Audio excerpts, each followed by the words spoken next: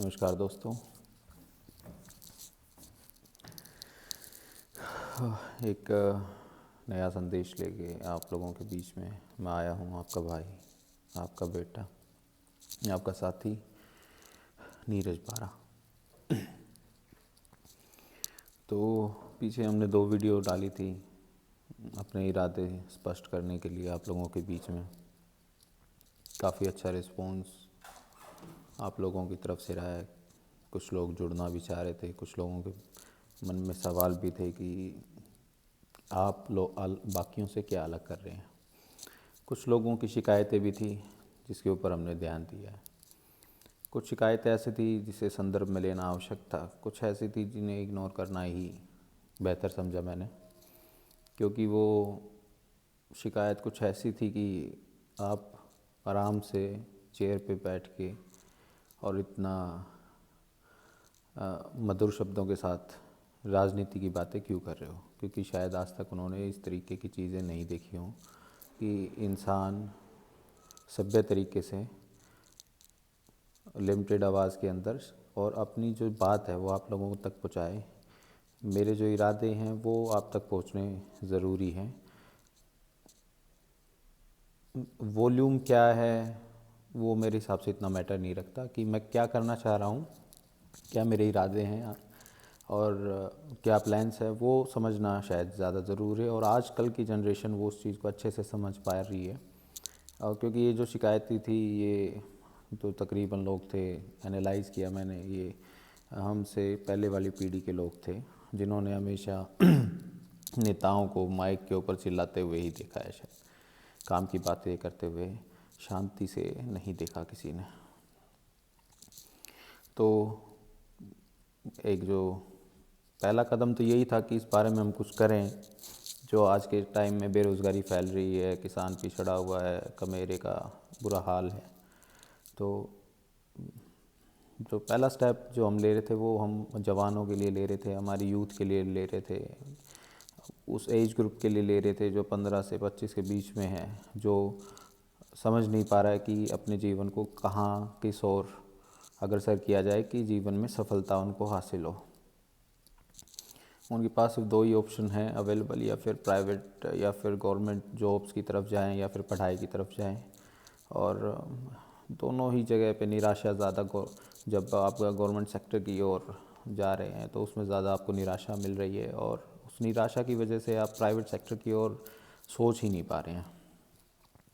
तो सबसे पहले हमने हमारे यूथ के लिए, हमारे जो युवा पीढ़ी है उसके लिए सोचा है। तो उसके लिए हमने सबसे पहले जो स्टूडेंट्स हैं, स्पेशली 15 साल से लेके और 20-22 साल के बीच के जो स्टूडेंट्स हैं, उनके लिए एक सेमिनार ऑर्गेनाइज़ किया है ताकि उनको हम बता पाएँ कि जीवन में वो क्या क्या कर सकते हैं। उन्हें काउंसलिंग की ज़रूरत है और वो काउंसलिंग भी प्रोवाइड की जाएगी उस सेमिनार के अंदर। और बच्चों को बताया जाएगा कि आप भविष्य के अंदर अपनी जो शिक्षा है उसके साथ क्या क्या कर सकते हैं। सिर्फ एक सरकारी नौकरी ही उसका उद्देश्य नहीं होना चाहिए। शिक्षा हमेशा आपको सही और गलत के बीच का फ़र्क करना सिखाती है, आपको समृद्ध बनाने के लिए है, आपको कैपेबल बनाने के लिए है। तो आजकल बच्चे सिर्फ एलिजिबल बनने के लिए शिक्षा की ओर जा रहे हैं, कैपेबल बनने के लिए नहीं। तो उस ओर कि वो कैपेबल भी हो सके, तो उसके लिए सेमिनार हम ऑर्गेनाइज़ कर रहे हैं। 12 यूथ कॉन्फ्रेंस जो है ये सेमिनार ऑर्गेनाइज़ कर रही है, जिसके अंदर अलग अलग सेक्टर के अलग अलग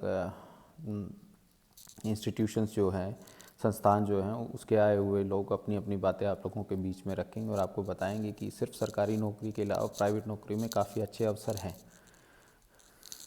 तो इसमें हमारी जो मदद कर रहे हैं वो, उनमें से एक इंस्टीट्यूशन का नाम है डीपी एविएशन इंस्टीट्यूट हिसार, ये स्टूडेंट काउंसलिंग का काम कर रहे हैं। तो 12 यूथ कॉन्फ्रेंस के साथ इनका मर्ज करके और ये सेमिनार हम आगे भी करते रहेंगे। तो पहला सेमिनार खेड़ी चोपटा हम जो है करने जा रहे हैं नए साल पे, जो कि हमारी पृष्ठभूमि भी है। और हमारा जो 12 है वो सारा का सारा वहाँ एकत्र भी हो सकता है, वो आ भी सकते हैं। तो क्योंकि मेरे लिए सर्वोपरि ये जो है वो मेरा क्षेत्र है, मेरे लोग हैं, मेरा 12 है, उसके अंदर रह रहे लोग हैं, उसके युवा हैं, उसके किसान हैं, उसके मज़दूर हैं, तो ये सारी चीज़ें हैं। तो सबसे पहले हम अपने घर से ही शुरू कर रहे हैं और कोशिश यही है कि हम सबसे पहले अपने घर को मजबूत करें, उसके बाद फिर हम आगे देखें। तो इसके लिए मैंने ये सेमिनार जो है ऑर्गेनाइज़ करने का इरादा जो है हमने किया था और इसके ऊपर काम जो चल रहा है, अगले 1 हफ़्ते के अंदर इसकी सारी डिटेल्स हम अपने पेज पे शेयर कर देंगे। और हो सका तो गांव-गांव भी इसका प्रचार हम कराने की कोशिश करेंगे, खेड़ी चौपटा इसका प्रचार कराने की हम कोशिश करेंगे, चाहे वो प्रिंट मीडिया के थ्रू हो या फिर डिजिटल मीडिया के थ्रू हो। आज के समय में हर युवा जो है वो मीडिया से जुड़ा हुआ है, directly indirectly, either it's social media और आपका प्रिंट मीडिया है। तो सभी जुड़े हुए हैं, बातें कहना पहुंचाना आज के समय में काफ़ी आसान हो गया है।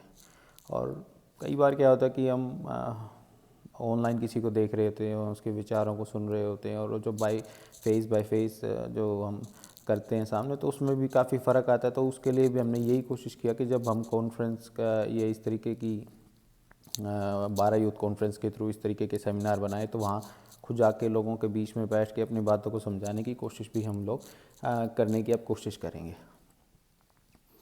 क्योंकि ये बात सही है कि जब आप आदमी को सामने से बैठ के देखते हो, सुनते हो, इवैल्यूएट करने में आपको आसानी होती है सामने वाले के इरादों को।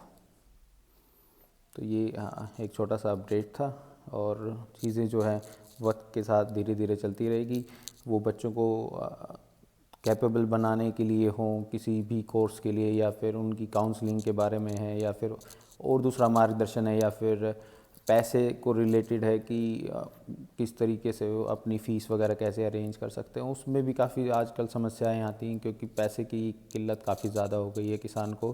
और मेरा जो क्षेत्र है उसमें किसान लोग ही ज़्यादा हैं आज के समय में, और इसके साथ गवर्नमेंट जॉब्स के हैं, प्राइवेट सेक्टर्स के भी हैं। लेकिन हम मास को जब टारगेट कर रहे हैं तो मास यही कहता है कि सबसे ज़्यादा किसान ही हैं जो काफ़ी स्ट्रगल कर रहा है। 2022 से लेकर आज तक जो लगातार आपदाएं आई हैं मेरे क्षेत्र में, और जिसके लिए आंदोलन भी होते रहे हैं। तो सबसे पहले हम उनको ही देखेंगे, जो सबसे पहले कड़ी है हम उसको मजबूत करेंगे, उसके बाद हम आगे दूसरी कड़ी पे चलेंगे।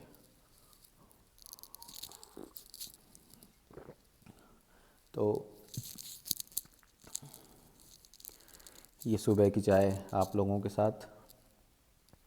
अब कुछ लोग ये भी सुनने में मिलता है मेरे को, एक कमेंट आया हुआ था कि शराब पी के आप लोग इस तरीके की बातें करते हैं, तो हो सकता है इस कप को देख के भी ये कहें कि ये बियर का कप है। लेकिन साथियों, ये एक लेमन टी है, और आप देख पा रहे होंगे कि इसके शीशे पे यहाँ भाप भी जमी हुई है, क्योंकि बियर में भाप नहीं जमती, वो ठंडी होती है। तो ये भी एक सोच, मैंने नज़रिया जो है अपने सोशल मीडिया के उस वीडियो के ऊपर देखा, फेसबुक वाले पे, कि लोग कह रहे हैं कि शराब पी के आप इस तरीके की बात कर रहे हैं। मतलब इंसान शराब पी के आपके भले की बात कर रहा है, तब भी आप उसको ये कह रहे हो कि शराब पी के आप बातें कर रहे हो। अगर कर भी रहा है, तो अगर वो बिना शराब पिए भी आपके भले की बात कर रहा है, तो इसका मतलब आपको ये लग रहा है कि वो नशे में है, क्योंकि होश में लोग आपके भले की बात नहीं कर सकते। चीज़ों को सुधारने की हम तो कोशिश कर रहे हैं। मानसिकता सबसे पहले सुधारनी होती है हमें, तो उसकी भी कोशिश है। तो ये पहला कदम है हमारी तरफ से। धन्यवाद, नमस्कार।